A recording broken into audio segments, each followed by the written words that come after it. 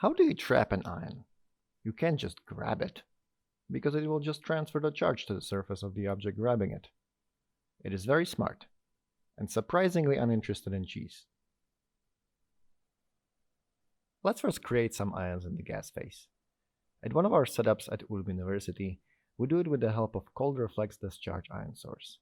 We excite tantalum filaments to produce electrons which ionize xenon particles. Then, with the help of our friend the electric field, we accelerate xenon ions and we smash them into a target, which releases small clusters of this material. This process is called sputtering. This process creates charged particles, and we push forward only the clusters of the charge we want with ion lenses. We then separate the ion of certain mass by a quadrupole mass filter. You might ask, what is a quadrupole mass filter? Let's ask Wikipedia. Okay. Quadrupole mass filter consists of 4 rods with a sequence of charges created by applying direct current with an alternating current superimposed over it. The electric field is therefore constantly changing. This current alternates very quickly. Radio frequency quickly to be precise, around hundreds of kilohertz. It is important to mention it's called quadrupole because of the sequence of polarities, and not because the instrument is literally made out of 4 poles. Anyway, the electric field changes the trajectory of the ion based on its mass. Most ions flying through the quadrupole get repelled away.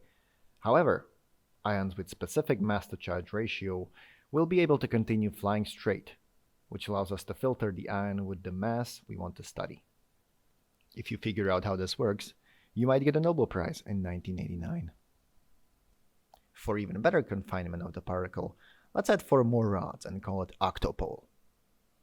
At this point, mass-selected ion reaches the octopole ion trap. At the entrance and the exit of the ion trap, there are ion lenses, which confine the ion inside the trap. How do we manage to get them inside? At the beginning, we put the confining charge only on the exit lens and let the ions enter the trap through the entrance lens. Then, we apply similar voltage to the entrance lens, effectively forbidding the ions from leaving, so they will continuously fly around inside the trap until we let it out. Now, why would we do that to this poor thing? For science, of course.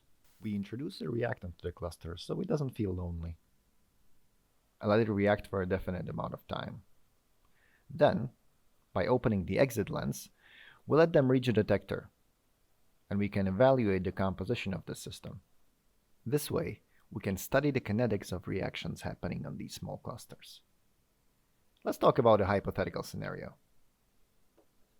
The cationic cluster labeled A+, is in the trap with the reactant B, and they react with each other. We can only detect charged particles, so we will detect A+ and AB+ cluster on the detector. Their mass distribution might look something like this.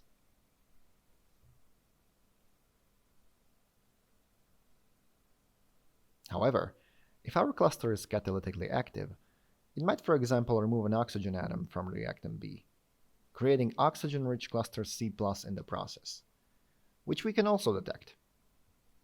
By measuring the difference in the composition throughout timescales up to seconds, we can detect how much of it reacted at a certain time. For example, how much CO2 has dissociated into CO on a metal cluster. This approach helps us analyze the conversion of matter on a nanoscale. This video is one of multiple micro-documentaries created by early-stage researchers of CATCHY that are very excited to talk to you about their part in this project. If you are interested, there are links to their videos in the description.